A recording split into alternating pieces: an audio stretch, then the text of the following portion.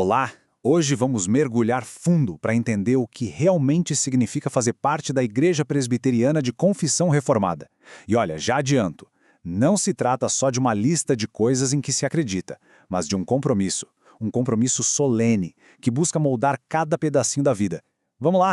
E para começar, essa frase já diz tudo, né? A fonte deixa claríssimo que esse compromisso é visto como um juramento, um pacto sagrado. Essa ideia de solenidade é a chave para a gente entender todo o resto. Não é uma sugestão, é uma aliança de verdade. Bom, e aqui está o nosso mapa. Primeiro, a gente vai entender a base desse juramento. Depois, vamos ver qual é o princípio que guia absolutamente tudo. Daí, como isso funciona na prática, na vida pactual. Vamos dar uma olhada especial numa de suas práticas mais conhecidas, o Dia do Senhor, e fechar com a relação entre a fé, o culto e a nação. Então, começando pelo começo. A ideia central aqui é que esses compromissos são vistos como obrigatórios, sabe? Eles são baseados diretamente na Bíblia e em toda a herança histórica da fé. Não são opcionais, são a própria identidade reformada em ação. E tudo isso, absolutamente tudo, vem de um único e poderoso princípio. Esse é o ponto de partida e o destino final de toda a teologia e prática reformada. A ideia de que o objetivo principal da vida humana é glorificar a Deus. Agora, o que é fascinante aqui é como essa ideia se expande. Não é só sobre uma horinha no domingo, de jeito nenhum. É um princípio que deve estar presente em cada segundo de cada dia, em cada decisão, em todas as áreas da vida. É uma visão de mundo completa, integral. E aqui a gente vê como isso se desenrola na prática. Começa no nível individual, na busca pela santidade pessoal. Depois, se expande para a família, que é vista como uma espécie de igreja doméstica, com o pai tendo um papel de liderança espiritual. E, por fim, se projeta para a sociedade, com a convicção de que não existe área neutra na vida, tudo, mas tudo mesmo, deve ser feito para a glória de Deus. Seguindo em frente, a gente vê como essa visão toda se estrutura. A vida não é vista como uma série de eventos soltos, aleatórios. Pelo contrário, ela é vivida dentro de uma relação de aliança, de um pacto com Deus. Isso muda completamente a perspectiva sobre responsabilidade e sobre comunidade.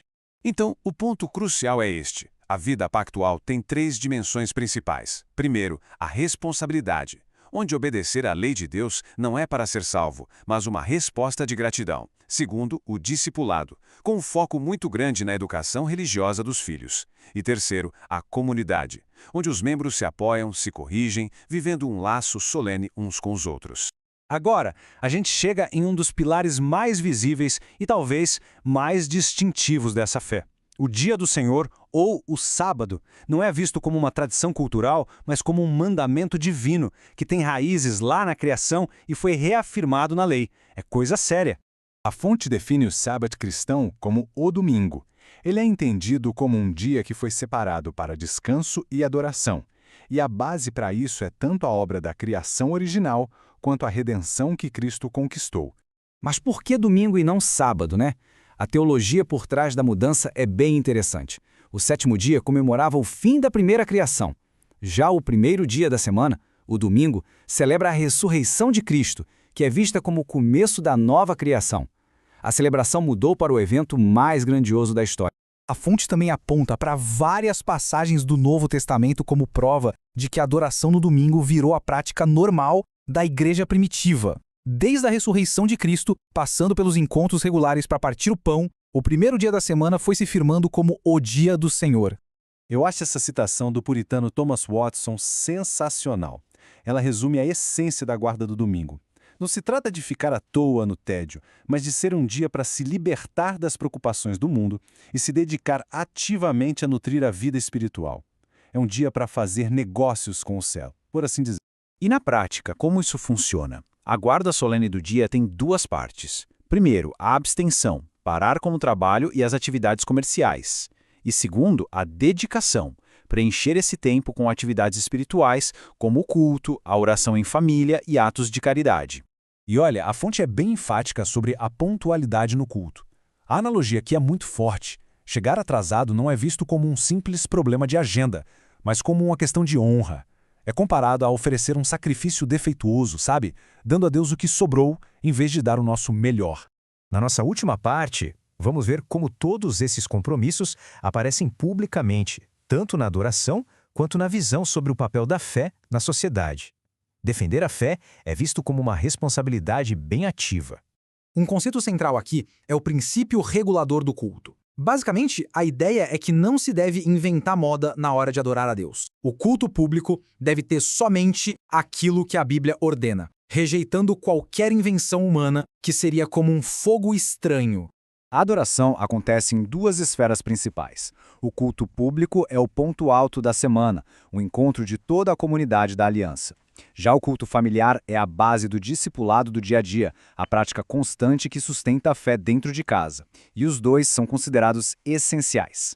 Historicamente, essa visão está muito ligada aos Covenanters da Escócia. Eles foram personagens da Reforma que lutaram e muitas vezes morreram pela convicção de que Cristo, e não o rei ou o Estado, é o único soberano sobre a Igreja. E este era o lema deles: Cristo para a coroa. Essa frase curta resume a luta principal. A coroa, que é o símbolo máximo de autoridade, pertence a Cristo e não a qualquer poder aqui na terra, seja na igreja ou no governo. E essa convicção se aplica de duas maneiras. Primeiro, o reinado de Cristo sobre a igreja significa a independência total do Estado em assuntos de fé. E segundo, o reinado dele sobre as nações quer dizer que os governos civis também têm a responsabilidade de reconhecer a autoridade de Cristo e basear suas leis no padrão moral dele. E assim, a gente termina com essa pergunta para reflexão. A análise da fonte nos mostra uma fé que busca ser total, abrangente. Da devoção pessoal até a visão para a nação, tudo está conectado por um compromisso solene de viver para a glória de Deus. O que isso significa na prática? Bom, esse é o grande desafio que essa visão de mundo propõe.